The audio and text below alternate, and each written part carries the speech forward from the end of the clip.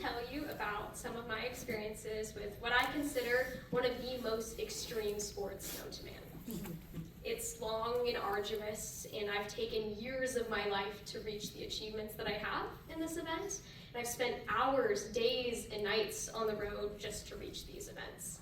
And obviously, you guys know what I'm talking about, it's bird watching, right? Yes. And for some of you who are skeptical, I'm serious. It's pretty hardcore. It gets pretty extreme. It's serious. So even though I might be a little bit more into birds than some of you in here, I'm hoping I have some supporters in the audience. Yes? Okay. This is going well so far. If you can't tell from my extravagant outfit, I really like birds. I've got a hummingbird here. I've got bird earrings. So, I've definitely grown up being told I was going to be a crazy bird lady, not a crazy cat lady. So I've known my identity for a very long time, from the very start. But even if you're not super into birds, I can probably guarantee that you've had some close experience with one. I don't think anybody dislikes birds unless you grew up and you were a kid and the bird flew into your face and then you were traumatized for the rest of your life. So I'm going to do a little bit of an experiment here. So on the count of 3, I want everybody to yell your favorite bird. Okay? Think about it for a second. You ready? 1, 2, 3. Pigeon! Okay, so that was a lot of support, so I know you're out there. You're all out here, and you're supporting me, so I really appreciate it. So why? Why do we like birds out of all of the animals in this beautiful universe? Why birds? Right? What is humanity's draw to these beautiful and mesmerizing creatures? They've always been integrated throughout our art, our history, our culture, in ways that are deeply personal to us. An owl symbolizes wisdom, a dove symbolizes peace, an eagle symbolizes bravery. You've got lovebirds, birds of a feather, all of these symbolisms and anachronisms that symbolize human family, human love, human relationships. And when we see birds, we think of something affectionate, something compassionate. We've all probably seen a bird video on the internet and you're like, oh, that's pretty funny. They're witty, they're interesting, they have personality, and not only that, they're really freaking cool too, guys. I promise. If you're not as much of a crazy bird nerd as me, let me tell you some quick facts really quick. There's this bird called the Arctic tern, if anybody's heard of it. It's a shorebird, and it travels from the North Pole to the South Pole and back every single year. That is over 70,000 miles. We can't even fathom that. Another bird, the bar-tailed godwit. It goes 9 days without stopping, migrating to its next location. I can't even stay awake for 48 hours. So think about being awake for 9 days straight. Now think about running an ultra marathon. Think about running a marathon for 9 days now. It's something that humanity cannot even fathom being possibly close to. And these beautiful creatures are right above our heads, right outside our windows.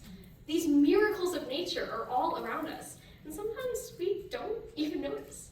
Can you understand why I like them so much now? So, we're at Rabbit Box here, and I haven't really necessarily been talking about myself, so let me give you some background on how I became this way.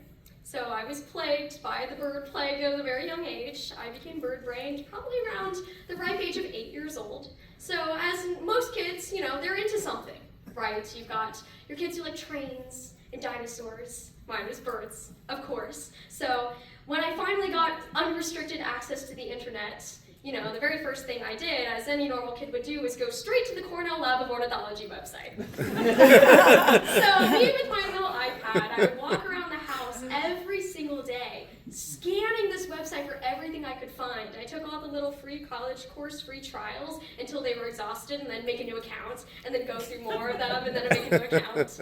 And I just consumed this information with this rich vivacity that I never felt before. And I have all these notebooks of terrible handwriting and horrible drawings of bird wings and anatomy and things that I don't even remember anymore. So I don't know where that intellect from 8-year-old me went, and I wish I could really get that back. But it was something that captivated me, and it always stayed with me until I started to reach around high school and, the crippling self-doubts of being around other kids who are about 13 and 14 kind of tell you, you can't do this, It's crazy to think that I could just like birds for the rest of my life and make a career out of it. That's silly. That's stupid. Nobody can do that. that's sort of what I told myself, and I started to, think towards a more understandable, more stable career. And that love for birds that I had for so long slowly faded away. It wasn't a priority for me because it didn't seem smart, right? It didn't seem like the right thing to do. Then I found the University of Georgia, and I found my people, my bird people. And all of a sudden, that love for birds kind of, rose from the ashes like a phoenix, pun intended. So, I was luckily able to find the ornithology class at the University of Georgia. I was the only freshman to take this course, so I'm surrounded by people who are 5-6 years my senior, and I'm just standing there like, I like birds, guys! And everyone's like, I have a master's degree in avian biology. I'm like, oh, it's so over. And my professors were fantastic. They were so well-versed in their field. But I was 18 years old. Why am I in the same room as them? I felt this crippling self-doubt at all times that I couldn't do this. I couldn't just study birds. I didn't have any qualifications or anything like that. But all of that changed once I had those deeply connecting experiences with nature. On that ornithology class, I was able to visit the Georgia salt marsh for the first time, and it changed my life, genuinely changed my life. I remember when we walked out into that salt marsh, we were looking for this endangered bird called the Virginia rail. So if you've ever heard of it, it's very quiet, it doesn't like to talk a lot, it doesn't like to come out and say hello to you, and they were trying to do a monitoring project where we were finding it. So we spent hours walking through that salt marsh, just waiting and listening for this tiny little bird. And we would play the sound, so it goes kind of like, kiki-doo, kiki-doo. It's really annoying. So we're just all in complete silence, hearing this recording from my phone going, kiki-doo, kiki-doo, for hours. And the sun is coming down, and I look up into the sky, and it's more open and wide than I've ever seen it in my entire life.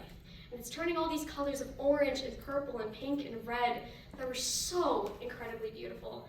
And at that moment, I felt like nature was telling me that I belonged here, that this is where I was meant to be. And once the sun finally set and we looked up into the night sky, I saw more stars than I had ever seen in my entire life. And we finally heard it. We heard the Virginia rail after hours. It was so tiny, but we all erupted into screams, which was not the right moment to do at the time, but it felt so exciting. Like nature was listening to us and it was calling back. So, even if you don't love birds the same ways that I do, I just urge you to do one thing after this. Stop and look up. Nature's miracles are all around us, and you can connect to them too. You don't need to know what a northern mockingbird is or a yellow-rumped warbler. You can just be like, oh wow, that's really pretty. And that's okay. You can be a birder too. Anybody can be part of this wonderful and vibrant community. You just need to stop and look around you. Birding has taught me to see the magical and the mundane, to look around me, to notice things I might have never seen before, and see how amazing and beautiful this world that we are so lucky to live in is. So I just ask you, next time you're looking out the window or you're walking outside, just stop and look for the birds. They're waiting for us, and they're listening to us, and they just need you to listen to them. Thank you.